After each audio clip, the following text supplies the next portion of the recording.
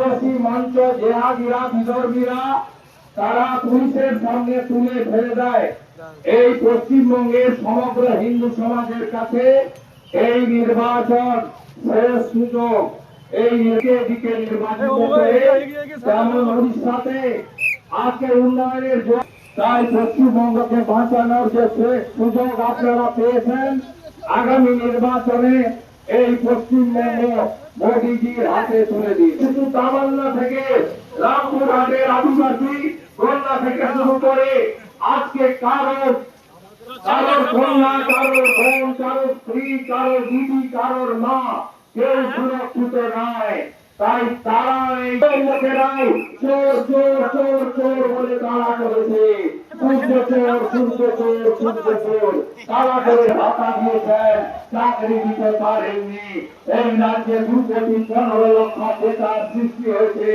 মা বোনেরা মা দুর্গার ভূমিকা নিয়ে মহিলাদের অ্যাকাউন্টে 3,000 টাকা পৌঁছে দিতে ভোট দিন।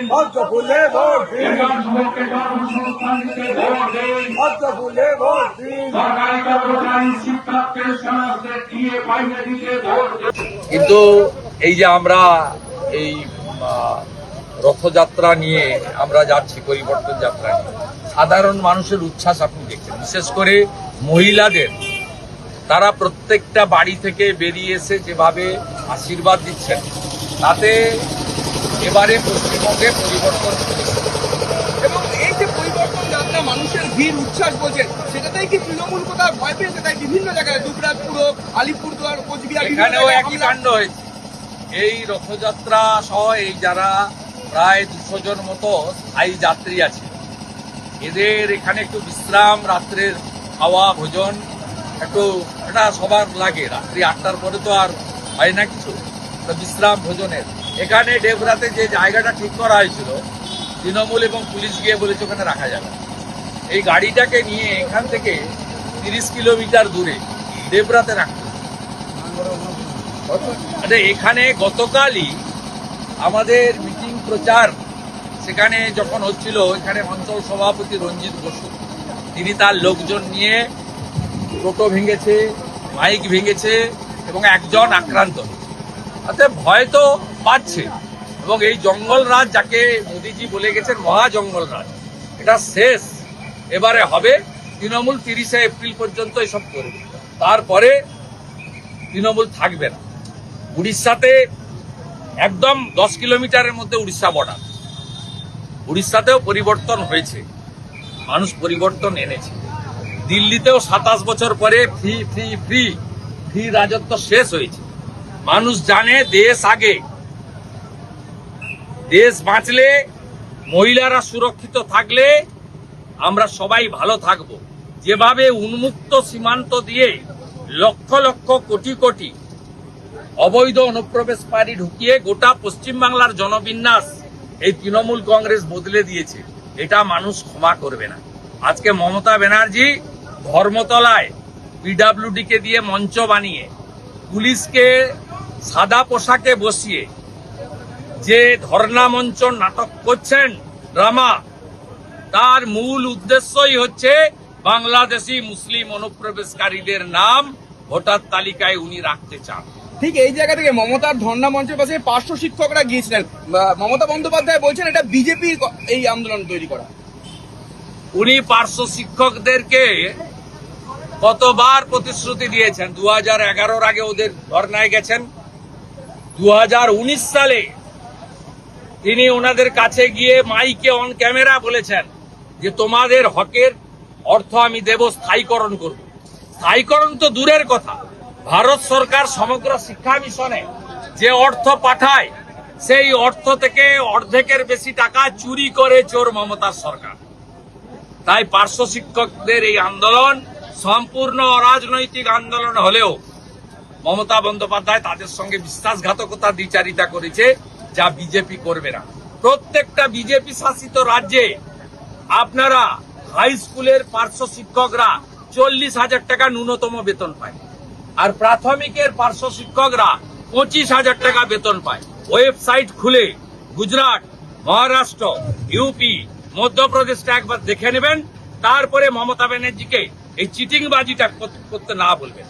মমতা বন্দ্যোপাধ্যায় বলছেন জ্ঞানেশ কুমারের আঙুল কেটে দেবো, জ্ঞানেশ কুমারের আঙুল কেটে দেবো। গুন্ডাদের কথাবার্তা, একে লিঙ্গ পরিবর্তন করলে বলে গুন্ডি। আর তাই শকত মোল্লা শাহজাহান যদি গুন্ডা হয়, মমতা হলো গুন্ডি। যদি গ্রেটার বাংলাদেশ করে হিজাব লাগিয়ে কানটা বের করে খালা মমতাকে প্রধানমন্ত্রী করা যায়, তাহলে কল্যাণ ব্যানার্জির অনেক দিনের ইচ্ছা, রাজ্যে তো ঢুকতে পারছে না, আইনমন্ত্রী যদি হতে পারে। এর অনেক কীর্তি। এই বিয়াদব মদ খায়, মদ খেয়ে অনেক কথা বলে। আজকেও আমার নাম ধরে অনেক গালাগালি করেছে ধর্মতলা। জ্ঞানেশ কুমারজিকে যত বেশি গালাগালি করেছে, তার থেকে বেশি আমাকে গালাগালি করেছে। আর কল্যাণ ব্যানার্জি শুনে রাখুন, আমাকে মমতা ব্যানার্জি তৈরি করেনি।